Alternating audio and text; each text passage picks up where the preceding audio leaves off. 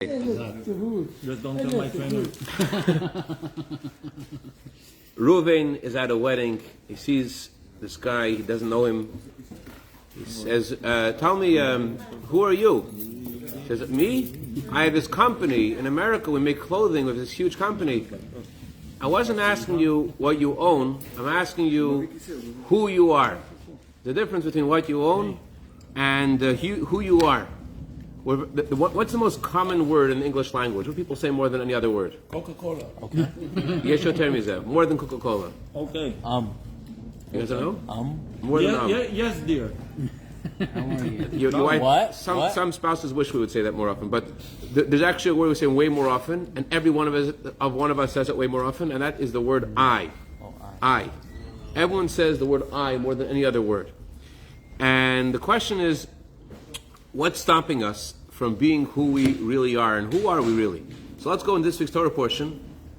This week's Torah portion, we read about the war between Yaakov and the angel of Esav. Yaakov wrestles with the angel, and after he defeats the angel, interesting thing happens. He goes over to the angel, and the Yaakov asks the angel to bless him. And the angel says to Yaakov, "What's your name?" And he says, "My name is Yaakov." The angel says, "Your name will no longer be Yaakov anymore. From now on, your name will be Israel." Okay. Then Yaakov asks the angel, "What's your name?" And the angel says, "Why are you asking that?" And then the angel blesses Yaakov, and that's the story. Many questions that arise in this story. Question number one is, if someone tries to kill you, God forbid, are you going to ask them, bless me? What's going on? Yaakov almost gets killed by this angel, and he says, give me a blessing. And how come the angel isn't as polite as Yaakov? The angel asks Yaakov for his name. Yaakov says his name. And when Yaakov asks the angel for his name, he doesn't say his name. Yaakov doesn't press him for his name. What does that mean? And also, as a result of this fight, as a result of this wrestling match, the angel says something dramatic will happen to Yaakov. What dramatic change happens to Yaakov? From now on, his name is changed. And now he's no longer Yaakov. Now his name is Yisrael. Why does this match, this wrestling match with the angel, why does it result in the change of the name of Yaakov? Not just the change of the name of Yaakov, it's the change of the name of every one of us. We're all called Am Yisrael, the Jewish people. Am Yisrael, Eretz Yisrael, the land of Yisrael, Torah Yisrael. Yisrael is a very prominent thing in our lives. It's essential. It's the most central thing in our lives. We are Jewish people. We are Yisrael. Why is this name something that's given to us as a result of this fight with the angel? What does that mean? So we're now approaching the 19th of Kislev, which is the anniversary of the liberation of the Alter Rebbe. This coming Monday night and Tuesday, the Alter Rebbe said anyone who celebrates on this day, he will take him out from dire constraints, dire straits to abounding relief, and Amet Shel HaMerchav will take him out from darkness to light. It's a huge blessing to participate in the Simcha of Yutet Kislev. And let's look at this from the prism of chassidut. Chassidut always gives a deeper insight into the story. And what chassidut does basically is it tells us is that Yaakov and Esav are not just two people that we're reading about, they had their story, but in each of us we have Yaakov, and each of us has an Esav. It's not a historical book. It's something which is meant to teach us something. And let's understand this from looking at a wondrous teaching from the Gemara, Tractate Chagiga, page 15. A teaching which has the power to really open our eyes and change lives. The Gemara says that there was a sage who lived after the destruction of the second temple. His name was Elisha ben Avuya. He had some tragic things happen in his life, and as a result of these tragedies, he eventually stopped going on the OTD, as they say, on the derech. He wasn't on the road of Judaism. And he instead got into Greek philosophy, he got into Greek music, and he left. He rejected his Judaism. But he was a tremendous Torah scholar. To show you how much of a Torah scholar, Eitan is on the ball. He was once trying to concert with a certain harlot on a shabbat, and she says, "1 second, aren't you the famous Rabbi Elisha ben Avuya?" So in order to prove that he wasn't, he did a violation of Shabbat on the spot. He took a vegetable, he pulled it out of the ground, and he gave her the vegetable. You see? Would a sage do that? He says, "Oh, you must be someone else." Acher, you are someone else. And that name stuck. From that time on, he was called Acher, somebody else. All the sages of Israel left him. They all said, well, this guy's he's not anymore worth our time. He doesn't have anything to teach us. He left Judaism. Except for one sage, his student, Rabbi Meir. Rabbi Meir means light. Meir is about giving light. And Meir was able to see the inside of people. The Gemara says that Rabbi Meir was someone who was able to see the inside. Not everyone can. And he's able to learn from him and yet not learn from him. It's a subtle thing. To be able to learn from someone's good things, at the same time not learn from their negative stuff. And Rabbi Meir was once walking with his teacher on Shabbat. Actually, Rabbi Meir was walking, and his teacher was driving a horse against the violation of Shabbat, and they're going together. Imagine, Rabbi Meir, this great Torah sage, it's Shabbat, he's riding a horse. Rabbi Meir is like trying to learn from him the deep secrets of the Torah that only his teacher had. If Rabbi Meir was following him, it must have been something amazing he was teaching him. But although he was teaching him such amazing things, his teacher said, you have to stop. You have to go back to the city. Why? 2,000 a month. He said, I've measured with the steps of my horse that we've walked between, there's an argument, 3,000, 4,000 feet outside the city. On Shabbat, you're not allowed to walk outside of the city, more than 3,000, 4,000 feet. And I've measured with the steps of my horse that this is the limit. Imagine what kind of genius you have to be, that while you're talking about very deep things, you're still able to measure, and riding the horse, thank you. The horse was counting for him. You're still measuring the steps of the horse, not just measuring the steps of the horse, you're also measuring the distance of each step of the horse. Each step of the horse is what, let's say 30 or 40 centimeters, and he's measuring the steps of the horse while he's riding on the horse, while he's teaching the great secrets of the Torah, and he's able to figure that all out. Like, you have to stop, you have to turn around. So Rabbi Meir, he turns to his teacher, and he says, you come back with me too. He didn't just mean simply, let's go back to the city. He meant chazor bach. He meant you should come back, with tears in his eyes. You should come back. Look at you. Look at what kind of a genius you are. Look at how conscious you are of this stuff. You should come back with me. So Elisha ben Avuya responds to Rabbi Meir. Acher responds to Rabbi Meir, and he says, I can't. Don't you know what happened to me? He says, I was once driving my horse. It was Yom Kippur. And I heard a voice come out from heaven. The voice actually came out from Me'achorei HaPargud. In the Gemara uses euphemisms to describe different levels of heaven. I heard behind the curtain. Behind the curtain means in heaven itself, was way up there in heaven. I heard behind the curtain that God said, all of my wayward children, all of my children who are doing foolish things, all of them should come back except for Elisha ben Avuya. I want all of them to come back except for me. What do you want me to do? So the question is, okay, that's the story. But the question is, the Rambam says, there's nothing that stands in the path of teshuvah. A person wants to return to God, nothing can stop him. How come God says, everybody except for you? How could that be true? How could God say that? Number two, we don't hear voices of God. We don't hear voices. How come this guy got to hear voices? This guy wasn't a great tzaddik anymore.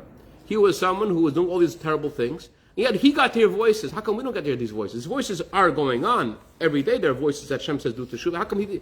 How come he heard these voices? So Rabbi Soloveitchik has incredible insight based upon another version of the story. But before we go to the other version of the story, I want to tell you another story about Rabbi Steinsaltz, Ol Shalom. Rabbi Steinsaltz, he was giving a class in a university in Yerushalayim on Shabbat.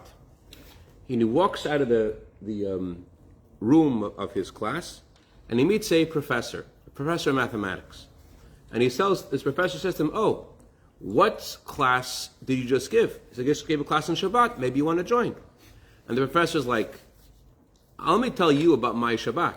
He says, during the whole week, I don't eat chazir, I don't eat pork. But on Shabbat, I make sure to eat pork.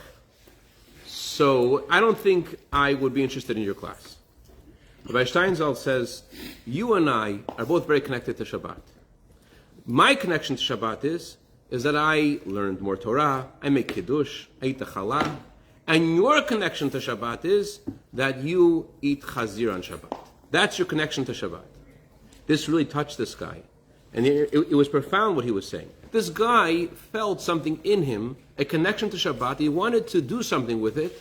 He didn't feel like he wanted to embrace it. He didn't want to become that guy. He didn't want to become that weirdo who keeps Shabbat.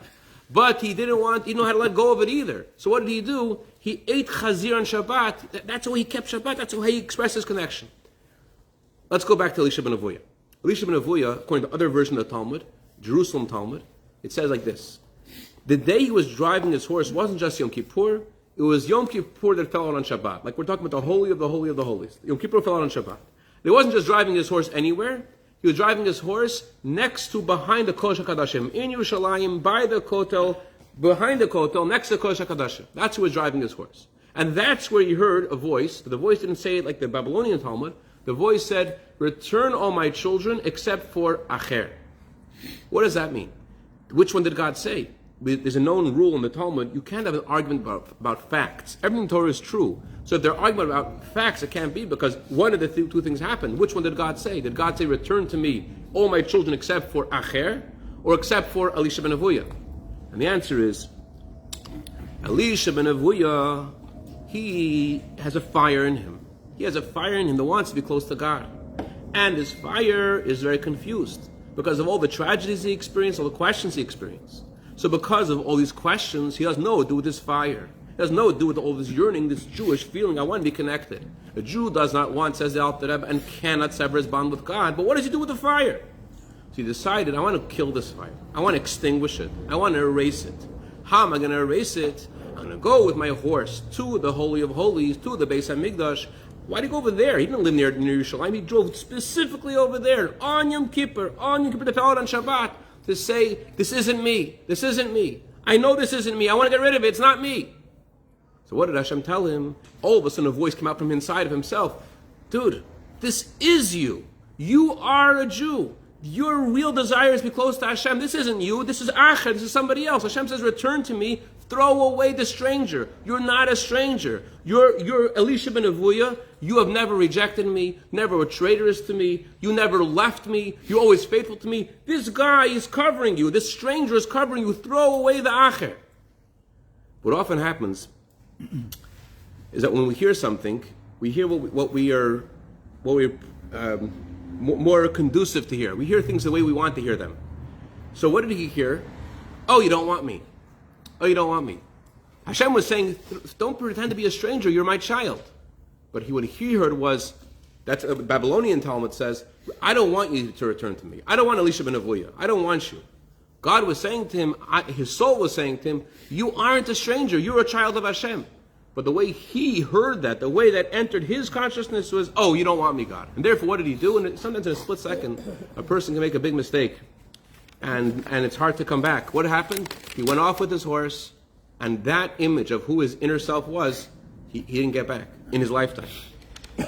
So this is also connected to how we began our discussion today with Yaakov and Esav. Yaakov, his whole life is connected to Esav. Yaakov's birth, when Yaakov was born, he's a twin with Esav. He's holding on to the heel of Esav. Yaakov is supposed to be blessed by his father. Instead, Esav is going to get blessed. He has to wear the clothing of Esav to get the blessing. The whole life, Yaakov is struggling with his identity. Is he someone connected to Esav, or is he not connected to Esav? Who is he? This is the story of each of us. Are we connected to Esav or not? No. So Yaakov meets the angel of Esav. Thank you. Oh, one guy here knows how to say the truth. Yaakov is our father. So why to Esav? Because Avraham he had one son that he was turning to old.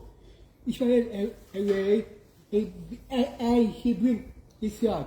Isaac has two twins. One's Esav, one's Yaakov.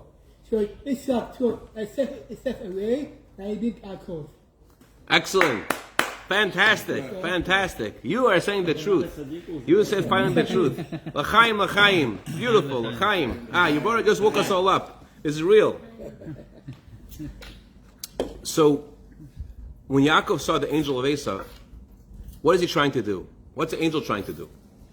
The angel is trying to take away the blessings of Yaakov. Think about it. Yaakov, his mother knew he was righteous. Why didn't she ever just tell her husband, you know what? The good son really, the one is really Yaakov. Let me tell you what's going on. She doesn't tell him. One of the explanations is that whenever a Jew, future generations, will feel that they're an Esav, they feel they're not connected to Hashem, they feel that they've done all these things that makes them totally disassociated with their soul, they deserve the blessing of God. They're still able to receive a blessing of Hashem. Yaakov blesses Yitzchak blesses Yaakov when he's wearing the clothing of Esav. Even when we're wearing the clothing of Acher, and we look up where somebody else, Yitzchak blesses us. Hashem tells us each Jew is deserving of Hashem's blessing, and your real identity is Yaakov. Even while you're wearing the clothing of Esav, you're wearing the clothing of Acher, you're not somebody else. When Yaakov meets the angel, he wrestles the angel, he wins the angel, and the angel says to Yaakov, what is your name? He says, I'm Yaakov. I'm the one who always fights with Esav, and I'm struggling with my issues with Esav. What does the angel say? Your name is no longer Yaakov, your name is Yisrael. What's Yisrael mean? Yisrael, the letter is Li Rosh. You are connected to the Rosh. You're connected to Hashem himself. You're not the guy who's struggling with Esav. The angel, you have to understand, the angel doesn't respond to Yaakov as politely as Yaakov.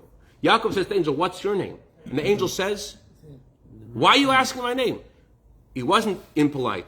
That was the answer. The answer was, why are you asking my name? That's the right answer. Why is that the right answer? There are different opinions in Midrash how the angel looked like to Yaakov. One opinion is the angel looked like a bandit. Another opinion is the angel looked like a businessman. Another opinion is the angel looked like a Torah scholar. What does that mean? Inside ourselves also, we have sometimes a voice in us which says, you know why you can't be connected to your Judaism? You know why? Because you don't do this. This is bad. This is not a good idea to do mincha. It's not a good idea to put on films. It's not a good idea to get stuck up. Stop. Our evil side comes to us like a bandit. Just straight up, do the wrong thing. Other times, the evil inclination inside of us says to us, it doesn't say do the bad thing. He says, you're a businessman, you're busy, you're into business, you learn Torah here and there, you get stuck here and there, but you're not really connected. You're a businessman. This is not for you. God doesn't really mean you. You're not the guy who God means. You're a businessman. And other times, the Yitzhar appears to us like a Torah scholar. What does it mean he appears to us like a Torah scholar? It says when God made the world, he made the evil, he made the Satan. When God made the Satan, what did God say? You know what God said when he made the Satan? Aaron, you know what did God say when he made the Satan? You don't know? When God made the Satan, anyone know? What did God, he made the Satan, he said, this is very good. Everything else he said was good. The number one thing God made was the Satan, this is very good. Why is it very good? The answer is, the Satan says to you, he dresses like a Torah scholar. He says, don't just be good, be very good. I mean, she tries to put you up against a yardstick you can't achieve. Oh, you learned a page of Talmud? You should have learned 10 pages. You concentrated during Mincha, you should have concentrated more. You should have done the Tehillim before. He tries to say to you to do things that you're not able to do, and when you don't measure up to that, what does he say to you? You see you're worthless. You see you're nothing.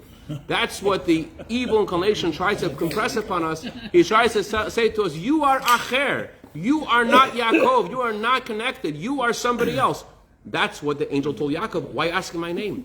He was saying to him, we don't have a specific name. The Yetzer Hara, the evil inside of us, puts all kinds of clothing on. You're only to tell us one message. He's trying to say to us one thing, you don't belong. Either you don't belong because you're a businessman, you don't belong because you try to tell us to do straight out the wrong thing like the bandit, or he dressed like a Torah scholar and says you don't measure up against the yardstick of who you're meant to be.